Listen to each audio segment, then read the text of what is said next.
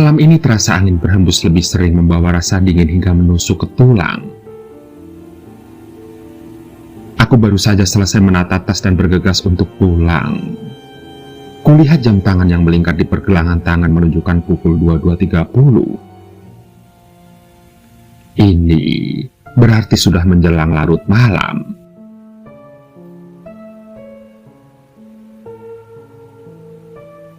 Sial, kenapa bos selalu beri tugas mendadak sih? Ujarku. Berkali-kali aku mengumpat dalam hatiku.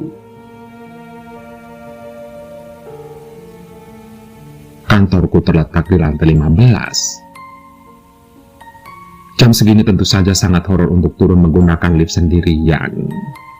Lantas aku pun sudah menelpon security di lantaiku untuk mengantarkanku ke bawah. Beruntungnya, security bersedia meski aku harus mengeluarkan uang rokok sebagai tanda terima kasih.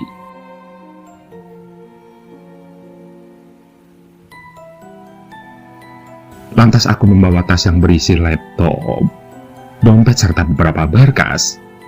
Sedangkan HP ku masukkan dalam kantong blusku.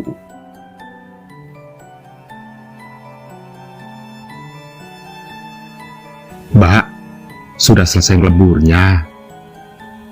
Tegur Pak Jati dari pos jaganya.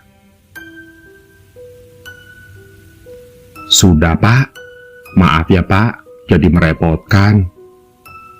Ujarku. Gak apa-apa Mbak, kebetulan saya juga mau turun. Ucap Pak Jati sembari tersenyum. Aku dan security tersebut pun masuk ke dalam lift, menekan angka 1 untuk menuju pintu utama gedung. Dan karena merasa canggung, aku pun lantas memulai pembicaraan.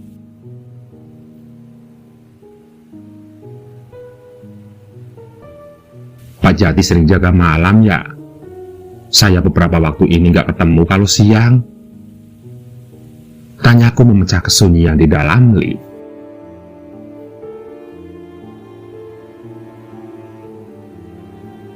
Iya Mbak, sudah seminggu ini saya selalu jaga malam. Anak-anak lain gak mau tukar shift soalnya. Jawab Pak Jati.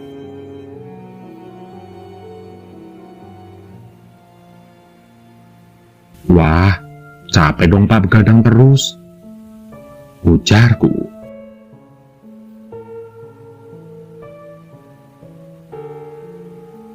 Ya, namanya juga pekerjaan Mbak, harus profesional kan? Lagi pula kalau sampai dipecat, kasihan keluarga di rumah. Jawab Pak Jati sembari menatap ke depan. Iya, aku memang pernah mendengar perihal Pak Jati yang penyayang keluarga. Pak Jati, beliau selalu berusaha dengan sebaik mungkin demi mencukupi kebutuhan keluarga serta pengobatan istrinya yang tengah sakit.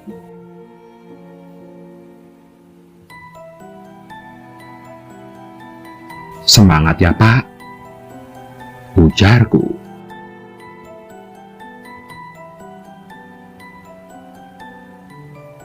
Iya, Mbak juga semangat ya. Jarang ada pegawai mau lembur di hari Kamis loh. Ujar Pak Jati. Dan sontak perkataan Pak Jati tersebut memancing rasa penasaranku.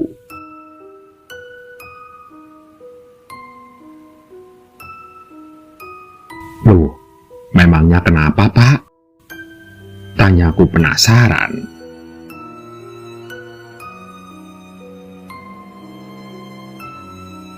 Kamis kan berarti malam Jumat Mbak. Seperti saat ini, kebetulan malam Jumat Kliwon. Jawab Pak Jati. Perkataan Pak Jati justru menyadarkanku kalau malam ini malam Jumat Kliwon. Sontak, aku pun deg-degan antara bersyukur sudah selesai pekerjaan dan bisa pulang tanpa takut atau justru jadi was-was karena suasana berubah drastis. Dingin mulai menyeruak. Kulihat angka lift terus berkurang, Ingin rasanya segera angka 1 dan pintu terbuka.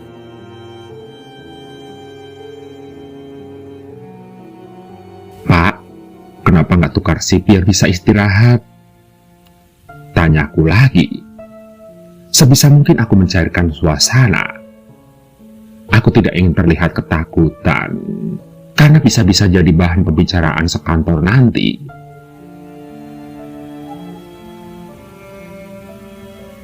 Enggak, Mbak.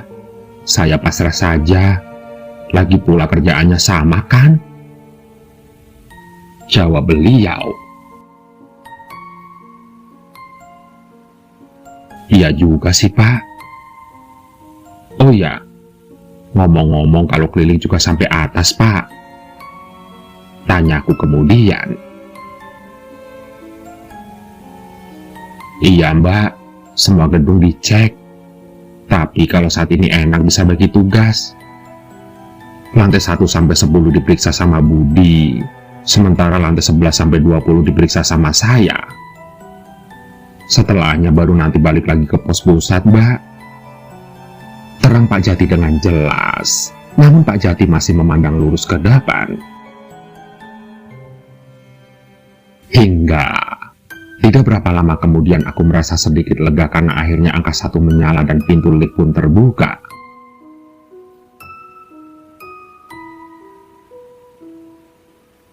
Pak, makasih ya. Ini buat uang rokok, Pak. Tolong diterima.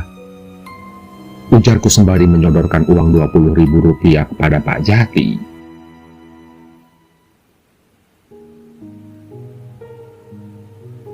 Gak usah, Mbak. Buat Mbak saja. Saya langsung naik ya. Mau keliling lagi soalnya. Ujar Pak Jati. Beliau menolak dengan halus.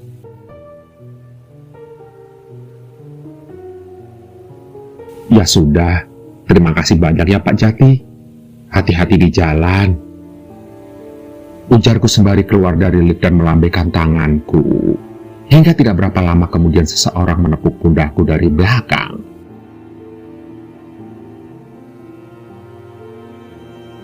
Astaga, bikin kaget saja. Ujarku sambil melihat ke belakang.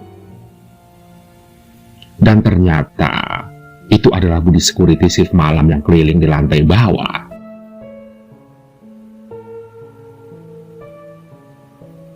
Mbak, kenapa?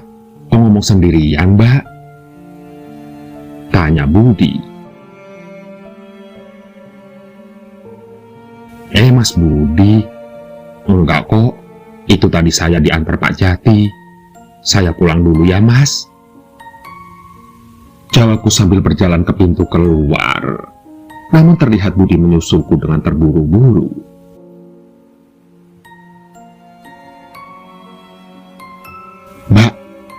Mbak serius?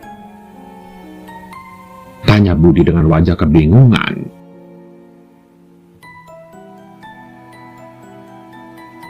Serius apa sih Mas Budi? Tanyaku.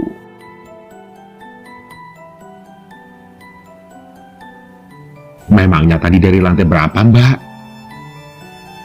Tanya Budi. Dia belum menjawab pertanyaanku.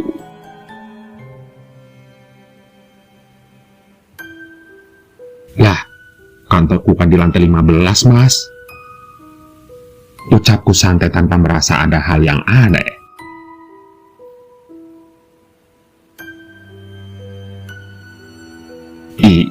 Iya, Mbak. Hati-hati di jalan ya. Jawab Budi mengakhiri pembicaraan. Lantas aku pun pulang naik taksi online pesananku. Biasanya aku naik bis atau ojek. Tapi berhubung malam sudah larut dan angin kencang seperti akan hujan, aku kemudian memutuskan naik taksi.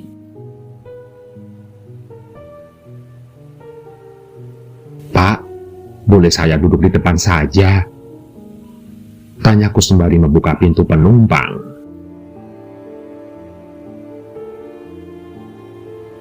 Boleh, Mbak. Lagi musuhan ya? Jawab supir taksi online sembari tertawa kecil. Aku yang tidak paham apa maksudnya hanya tersenyum saja. Rasa capek badan dan pikiran membuatku cuek dan tidak peka. Perjalanan menuju rumahku sekitar 10 menit dengan mobil. Supir itu terdiam dengan sesekali melirik ke spion yang memantulkan arah belakang. Awalnya aku tidak merasakan apapun. Namun tiba-tiba bau amis menyengat mulai tercium. Bau amis, seperti bau darah ala mens.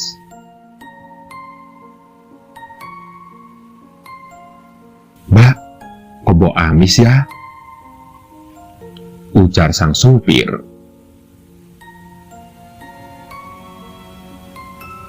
"Nggak tahu, Pak. Saya nggak lagi datang bulan loh." Lirihku sambil tertawa kecil agar suasana mencair. Namun, sang supir justru terdiam.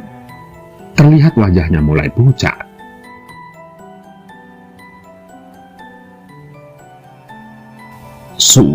Sudah sampai, Mbak?" ucapnya setengah tergagap. "Iya, terima kasih ya, Pak," jawabku sembari memberi bintang 5 di aplikasi dan keluar dari mobil. Sementara, supir itu terlihat bergegas menginjak gas mobil melaju agak kencang. Menghilang di ujung jalan berkelok, dan saking kencangnya sudah tidak terlihat mobil taksi itu.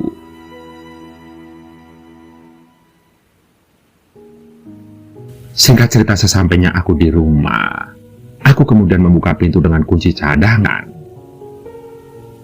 Jam-jam segini tentu saja orang tuaku sudah tidur. Waktu menunjukkan pukul 23.45, dan itu adalah hal yang tidak wajar. "Kok jadi lama banget ya perjalanan dari kantor ke rumah?" gumamku dalam hati. Lantas aku pun masuk ke dalam rumah. Aku berjalan di lorong dan naik tangga dengan cahaya yang minim. Orang tuaku memang suka berhemat listrik. Aku kemudian membuka kamar, meletakkan tasku yang berat dan mengambil baju ganti untuk sekedar membasuh badan dan cuci muka. Aku ke kamar mandi di dalam kamarku. Ayah memang sengaja membuat kamar mandi di dalam kamarku.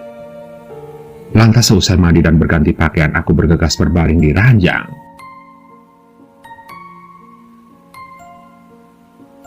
Singkat cerita, waktu sudah menunjukkan pukul 00.01. Aku mencoba memejamkan mata tetapi susah. Lantas ku ambil gawe di atas mejaku.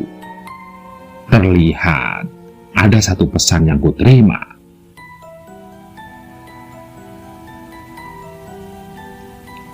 "Mbak, ini saya Budiman. Tadi beneran Mbak di lantai 15. Soalnya pukul 9 saya keliling cek dan kunci ruangan dari lantai 10 sampai 20 tidak ada orang.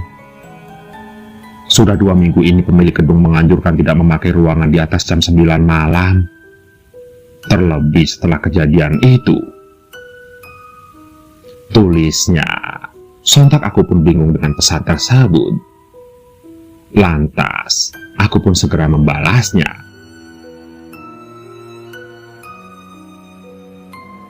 "Maksudnya gimana ya, Mas? Kejadian apa? Saya malah nggak tahu apa-apa. Bos ngasih tugas mendadak sih," balasku.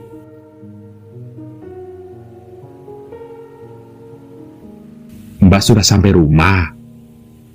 tanya Budi.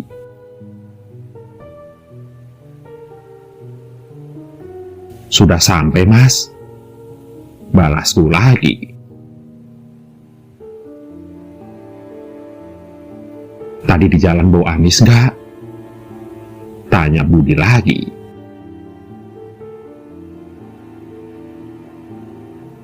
"Iya, Mas, pas di taksi." "Oh, tahu?" tanyaku. Sontak aku mulai merasa takut.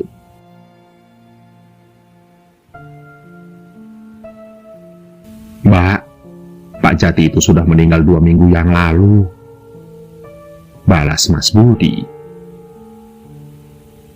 Sontak seketika bulu kuduku berdiri, merinding di sekujur tubuhku. Aku pun lekas membalas chat dari Budiman dengan penuh pertanyaan di dada.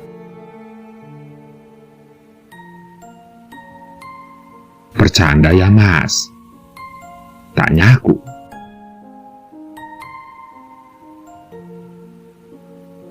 "Mbak, ngapain saya bercanda di malam Jumat Kliwon begini?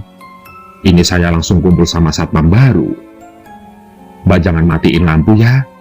Selama 7 hari jangan di tempat gelap," jawab Mas Budi.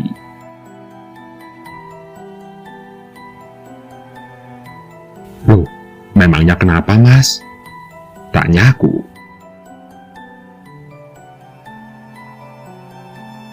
"Besok pagi saya ceritakan, Mbak. Saya takut kalau malam-malam begini." "Ya sudah, selamat malam ya," tutupnya. Aku pun meletakkan handphone di meja samping ranjangku. Rasanya antara percaya atau tidak. Lantas, aku pun bergegas tidur mengenakan selimut sampai menutupi wajah berharap lekas hanyut ke alam mimpi dan terbangun di pagi hari.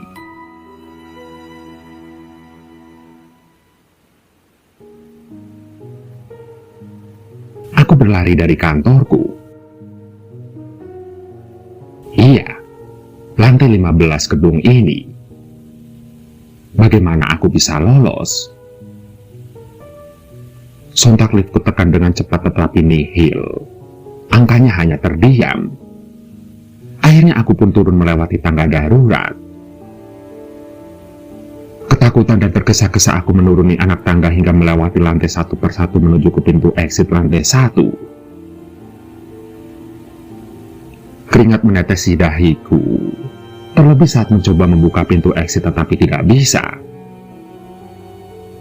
Beberapa kali kudobrak pintu itu, namun entah tenagaku yang kurang atau memang pintu itu yang terlalu kokoh. Hingga sesaat kemudian kurasa ada sesuatu di balik punggungku. Aku ketakutan dan gemetar, bahkan untuk menengok pun aku tidak sanggup. Dan tiba-tiba, aku terbangun dari tidur. Rasa takut masih terasa. Aku gemetaran. Dan beruntungnya itu cuma mimpi.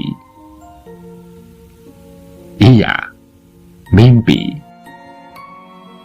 Namun mimpi itu seolah nyata yang membuatku ketakutan setengah mati.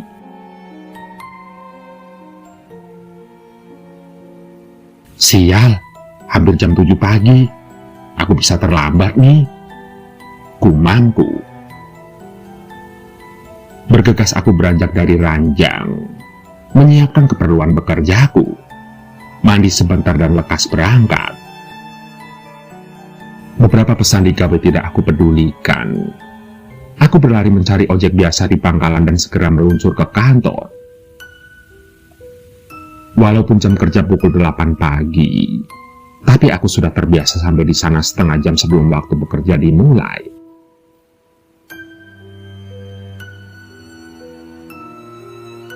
Singkat cerita, sesampainya di depan gerbang gedung berlantai 20 itu, Budiman melambaikan tangan ke arahku. Dia berada di pos satpam depan gedung dekat jalan ke parkiran. Lantas aku pun menuju ke sana.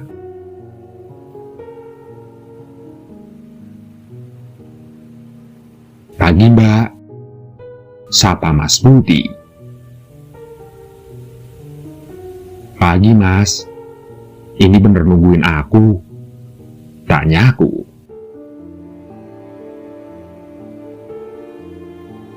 "Iya, Mbak. Tadi aku sudah SMS sih, tapi belum dibalas. Duduk sini, Mbak, di pos," ujarnya.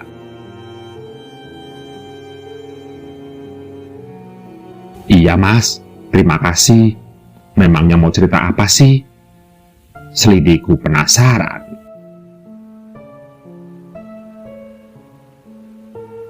"Jadi, begini ceritanya, Mbak. 2 minggu yang lalu Pak Jati izin untuk tidak bekerja, tetapi sama atasan tidak diizinkan.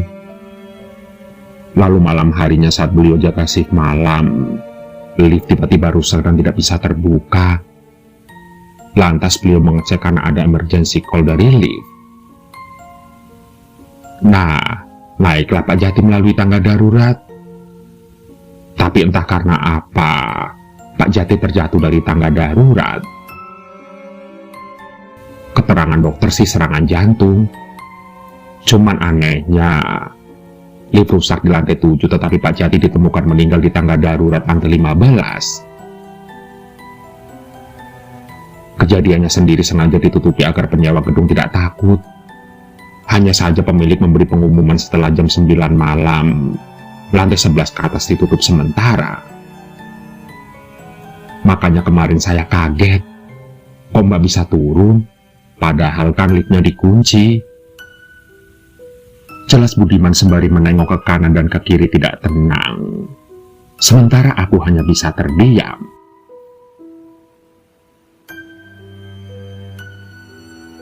Kalau begitu yang tadi malam mengantarku turun arwahnya Pak Jati. Ya ampun. Gumamku. Seketika aku pun merinding. Padahal cahaya matahari mulai naik membawa kehangatan.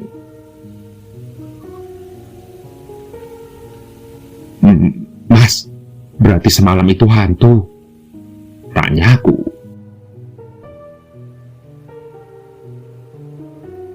Kemungkinan iya Mbak, tapi Mbak nggak diganggu kan? Bau amis gitu biasanya diikuti. Lirik Budima dengan wajah serius.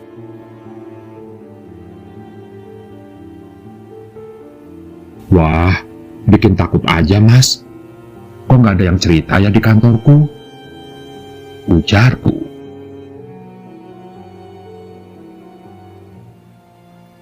Mana berani Mbak? Waktu kejadian kan malam. Beberapa orang saja yang tahu dan gak diekspos. Sebaiknya jangan pulang malam lagi Mbak. Takutnya bukan arwah Pak Jati yang jahat, tapi Budiman. Dia kemudian memelankan suaranya.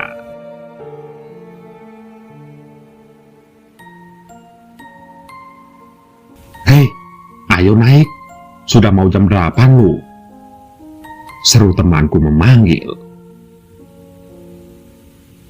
Bah, maaf Mas, aku duluan ya. Terima kasih infonya. Ujarku sembari berlari menghampiri teman sekantorku, Dani. Budiman melihatku berlari. Dia tidak menyelesaikan kalimat terakhirnya. Walaupun aku sebenarnya penasaran.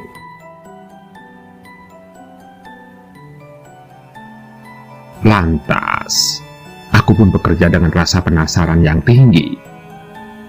Rasanya ingin sekali mengetahui ada apa sebenarnya dengan gedung ini. Sejak kantor pindah ke gedung ini, aku tidak nyaman untuk lembur. Benar, jujur, aku tidak suka ketinggian. Selain itu naik lift malam-malam itu mengerikan, terlebih jika sendirian.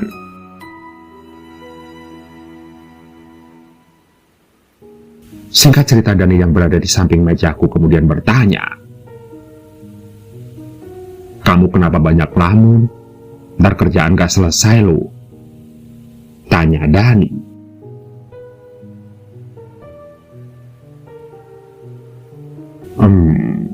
Aku baru mikirin sesuatu. Jawabku singkat. Mikir apa, Din? Cerita sini. Ujar Dani. Kamu pernah lembur di sini? Tanya aku.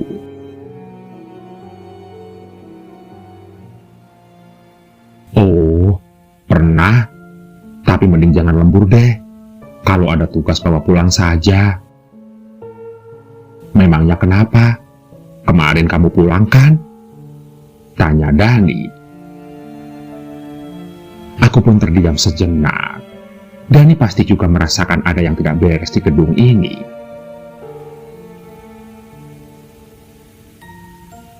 Aku terpaksa lembur karena bos kasih tugas mendadak. Oh iya, Dan, waktu kamu lembur, ada kejadian aneh nggak? Tanya aku. Sontak, wajah Dani langsung memucat.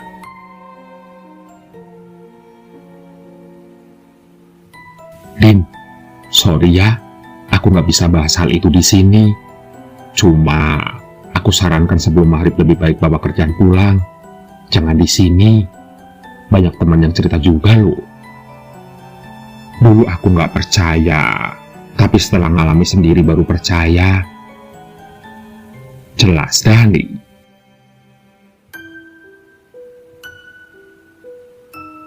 Oh, gitu ya. Iya, aku usahain gak lembur deh. Aku juga takut. Tadi malam soalnya ada hal aneh. Maka dari itu, tadi Mas Budiman Satpam mengajak aku ngomong.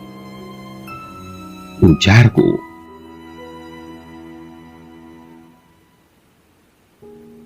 Siapa? Tanya Dani terkejut. Mas Budiman Security, kamu tahu kan? Jawabku.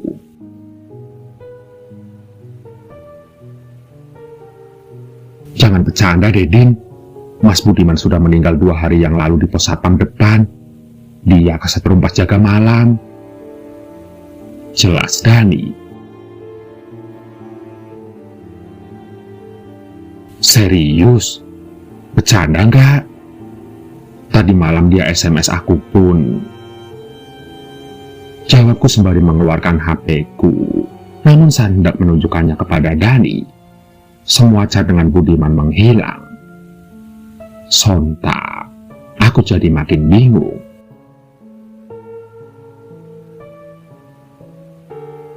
Tadi di pos satpam aku sama Budiman bahas soal Pak Jati yang meninggal misterius di tangga darurat. Ibuku.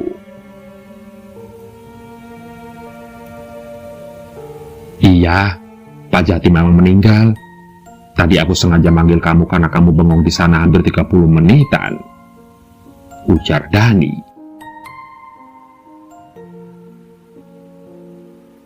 Berarti semalam yang antar aku naik lift hantunya Pak Jati. Terus yang semalam mengajak ngomong, SMS, dan tadi pagi ngobrol sama aku itu hantu juga. Tanyaku memastikan. Seketika kepalaku pening, rasanya lemas dan takut bercampur menjadi satu. Aku tidak menyangka kalau 2 sosok yang kukira manusia ternyata hantu. Iya, rumor itu ternyata benar. Semenjak lantai 15 kebakaran dan merambat ke lantai 16, dan banyak korban yang meninggal di kantor maupun tangga darurat, suasana gedung ini menjadi angker. Hingga setelah mengalami renovasi dan penyewaan lantai 15 dan 16 dengan diskon besar kantor Kula yang pertama menempati bekas kebakaran ini, banyak yang mengeluh diganggu mulai dari barang berpindah atau disembunyikan, langkah kaki tanpa ada si empunya, bau amis, bau sesuatu terbakar, hingga suara cerita yang pernah terdengar dan tidak tahu berasal dari mana. Kantorku kemudian tidak menyelesaikan kontrak gedung itu. Iya, karena baru 3 bulan bos kemudian memutuskan untuk pindah, meninggalkan 9 bulan sisa kontrak tanpa ada yang mau menggantikan sewa.